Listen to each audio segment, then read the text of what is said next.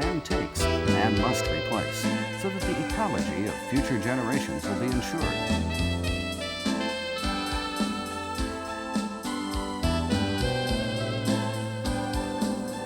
At the Forestry and Forest Products Research Institute in suburban Tokyo, methods to restock rainforests more effectively are being studied.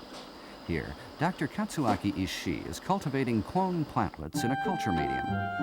As a first step to afforestate the rainforest, he traveled to South America to conduct a thorough study of the ecology of the area.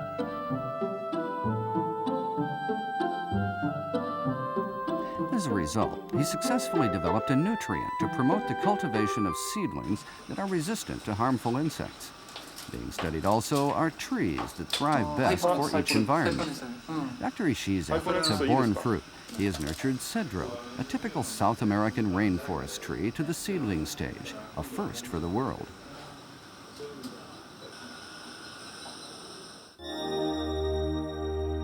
In clone cultivation, seedlings are cut and planted in a nutritive medium until the roots, stem, and leaves develop. Multiple trees can thus be started. In contrast, some rainforest plants bear seeds only once in 10 or more years. Therefore, given this head start, reforestation can proceed at a dramatically faster pace.